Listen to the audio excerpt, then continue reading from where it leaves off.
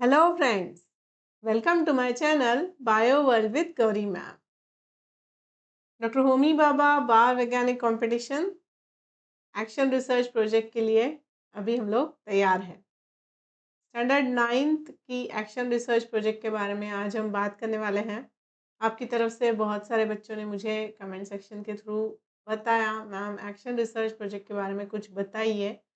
सो चलिए आज हम बात करते हैं एक्चुअली आपका एक्शन रिसर्च प्रोजेक्ट है क्या, क्या टॉपिक है, उसमें किस तरीके से आपको काम करना है।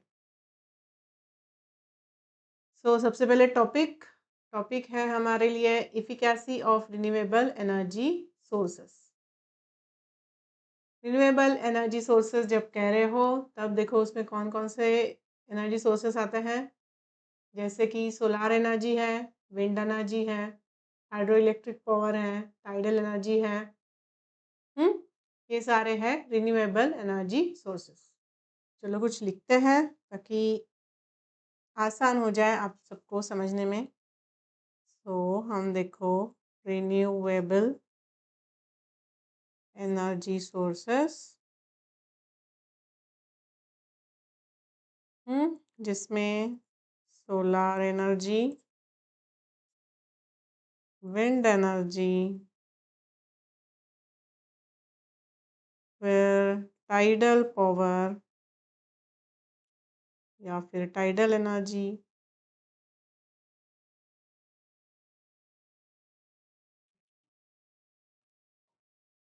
फिर उसके बाद हाइड्रो इलेक्ट्रिक पावर,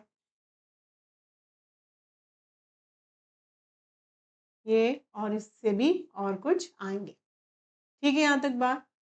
अभी आपको यहाँ पर इसके बारे में इस तरीके से बात करनी है कि ये सारे एनर्जी रिसोर्सेस यूज़ करने में हर्डल्स क्या क्या है, चैलेंजेस क्या क्या है, और उन चैलेंजेस को आप किस तरीके से ओवरकम करा सकते हो, उस पर रेमेडी आपको बतानी है। मैं एक एग्जांपल बताती हूँ, चलो समझ लो। हमने एग्जांपल ले लिया सोलार एनर्जी का। सोलार एनर्जी का एग्जांपल लेते हैं, तब आप जानते हो बेटा कि इस तरीके से सोलार पैनल होते हैं जिस पर सनलाइट गिरती है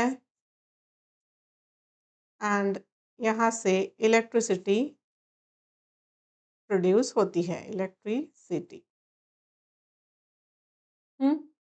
अब इस इलेक्ट्रिसिटी का यूज़ करके हम लोग घर में लाइट्स लगा सकते हैं, फैंस लगा सकते हैं। बहुत सारे इक्विपमेंट्स इस पर काम करते हैं। अब ये कहानी है दिन की। जब रात हो जाए तब क्या?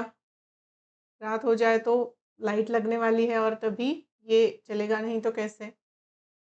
इसके लिए हमने इसमें अल्टरनेटिव निकाल लिया बैटरी का।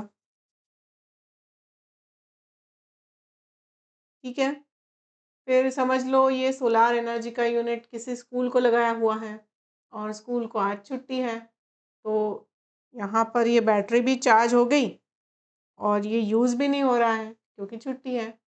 तो ये एक्स्ट्रा की एनर्जी कहाँ चली जाए? सनलाइट तो रहेगी, सनलाइट से एनर्जी भी फॉर्म होगी, तो ये एक्स्ट्रा की एनर्जी कहाँ चली जाए?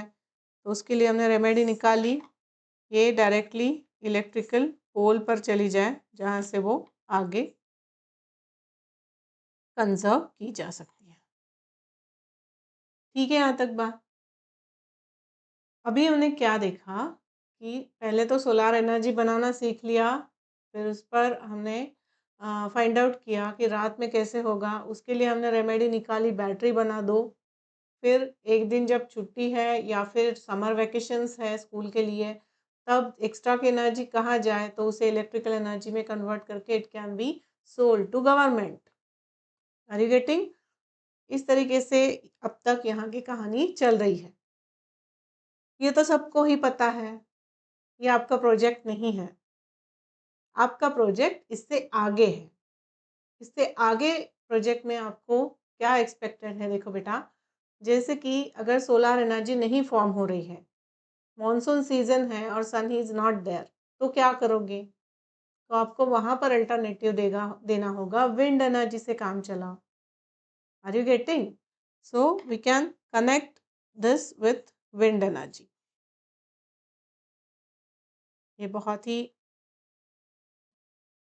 फनी बन गया है। जो मैंने पंखा बनाया है विंड एनर्जी का, ठीक है। फिर भी पॉइंट इज विंड एनर्जी को कनेक्ट कर लो और विंड एनर्जी से काम चला लो जब मॉनसून है, ठीक है। सो ये क्या कर दिया हमने, हाइब्रिड पैटर्न बना दिया, दोनों चीज़ों को मिक्स कर दिया। इसके अलावा सोलार एनर्जी यूज़ करने में और क्या-क्या टारगेट्स हैं आज की डेट में, मैं आपको कुछ बताती हूँ। जैसे कि इन सोलार पैनल पर अगर धूल जमा हो जाए, इन पर अगर धूल जमा हो जाए तो 15 to 20% कम एनर्जी प्रोडक्शन होता है। और ये सोलार पैनल तो ऐसे मतलब हमारे हैंडी नहीं रहते हैं, वो कहाँ पर रूफटॉप पर बिठाए जाते हैं या फिर कुछ हाइट पर बिठाए जाते हैं। तो ऐसे नहीं कि उन्हें हम रोज़-रोज़ साफ़ कर सकें, इज़न्ट इट? तो ये एक प्रॉब्लम है जिसके लिए आपको सॉल्यूशन बनाना है। ऐसे अभी इसके आगे के जो प्रॉब्लम्स आ रहे हैं, ये सोलार एनर्जी का यूनिट बिठाने के बाद, तो उन प्रॉब्लम्स पर आपको सॉल्यूशंस देने हैं। अब इस सॉल्यूशन को आप किस तरीके से प्रेज़ेंट कर सकते हो, इसका क्या सॉल्यूशन है? एक तो सीधा सॉल्यूशन है उसको साफ़ करना, मगर कुछ ऐप डेवलप कर सकते हो जिसके through you can suggest you can give intimation to the person that the thing is getting covered by that sand, ठीक है। उस पर धूल जा रही है, इस तरीके का इंटिमेशन अगर किसी ऐप के थ्रू वो मैनेजमेंट को दिया जा सकता है, जो ये सारी सोलर एनर्जी का मैनेज कर रहा है, तो वो उससे पहले ही मतलब 15% 20% कम होने से पहले ही वहाँ जाके वो साफ सफाई कर लेगा। Are you getting? तो ये ऐप बनाने का जो पॉइंट है वो आपको यहाँ पर करना है, समझ रहे हो। सेकेंडली, ये सोलार एनर्जी यहाँ से बहुत सारी लाइट रिफ्लेक्ट होके चली जाती है। तो इसके लिए कुछ पैनल ऐसे डब्ल्यू के शेप में होते हैं ताकि जो रिफ्लेक्टेड लाइट है वो भी ट्रैप की जाए।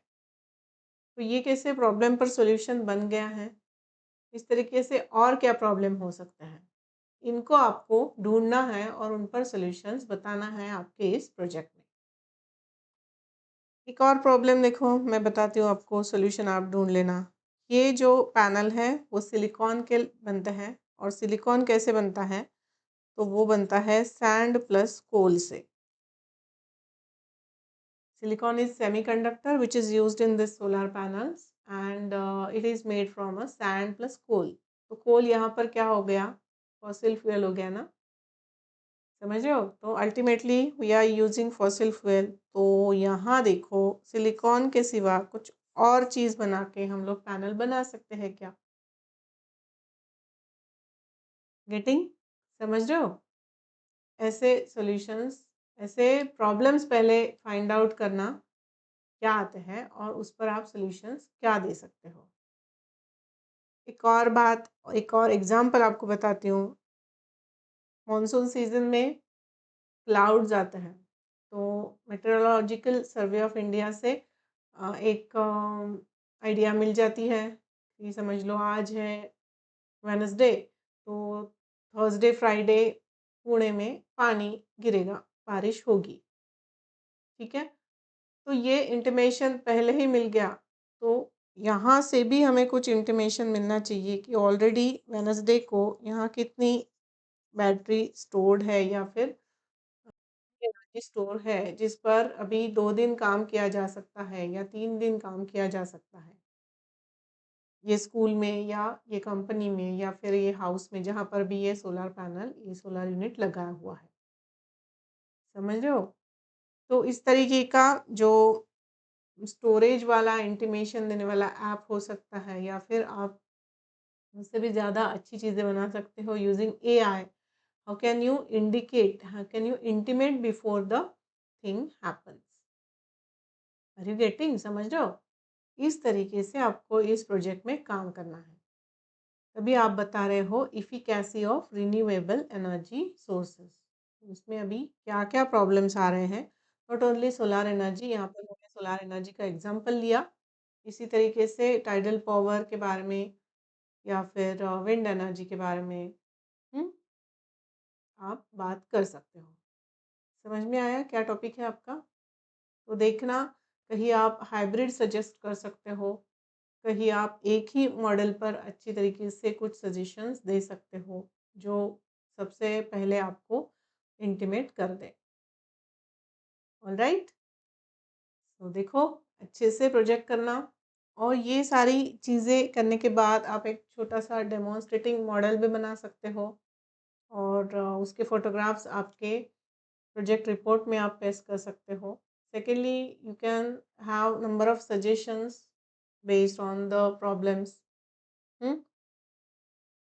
सबसे पहले देखना कि कौन से इंस्टीट्यूट में, कौन सी कंपनी में, कौन सी अगर आप विलेज लेवल पर हो तो वहाँ पर कौन सी फार्म में ये सोलार एनर्जी का यूज़ हो रहा है। मैं हमेशा सोलार एनर्जी कह रही हूँ क्योंकि मैंने वो एग्जांपल लिया हुआ है। अभी आपको देखना है कि कौन से रिन्यूएबल एनर्जी सोर्स पर आप काम कर रहे हो, और उसके हिसाब से वो रिन्यूएबल एनर्जी सोर्स ऑलरेडी कौन यूज़ कर रहा है, उससे जाके इंटरव्यू कर लेना, उससे पूछना कि इसमें क्या-क्या चैलेंजेस हैं आज की डेट में, और उस पर आप लोग किस तरीके से ओवरकम करते हो आपकी लेवल में। फिर आपको खुद सोचना है कि आप ये इंटिमेशन या फिर ये क्लीनिंग के लिए ऑटोमेटेड क्लीनिंग का कुछ कर सकते हैं क्या? फिर उसकी कॉस्टिंग क्या जाएगी, है ना? Finally ultimately everything comes to cost, है ना? तो फिर वो देखना पड़ेगा, आपको सजेस्ट करना पड़ेगा उसकी कॉस्टिंग क्या जाएगी। छोटी लेवल पर मॉडल बना के आप हायर लेवल की कॉस्टिंग आपके प्रोजेक्ट में प्रेजेंट कर सकते हो और बता सकते हो इतनी सारी कॉस्टिंग इसकी जाएगी। फिर उसके लिए गवर्नमेंट की तरफ से कुछ सब्सिडी है क्या, वो किस तरीके से ली जा सकती है, इसके बारे में भी आपकी इंफॉर्मेशन आप प्रोजेक्ट में दे सकते हो। समझ रहे हो? ऐसे आपको करना है। तो सबसे पहले देखना आपके कॉन्टैक्ट्स में, आपके यहाँ वहाँ कौन सी कंपनी में या स्कूल में या फिर घर में, सोसाइटी में भी ये यूजेस होते हैं आजकल। कौन कर रहा है, किस तरीके से कर रहा है, कितने साल से कर रहा है, उनको क्या चैलेंजेस आए हैं और उस पर क्या सॉल्यूशन निकाले जा सकते हैं। डन? क्लियर है? चलो फिर स्टार्ट करो प्रोजेक्ट के लिए। 8 मार्च को आपको ऑनलाइन सबमिशन करना है मेल के थ्रू, और प्रोजेक्ट रिपोर्ट हाथ से लिखना है। हैंडराइटिंग अच्छी होनी चाहिए। All the best. Thanks for watching.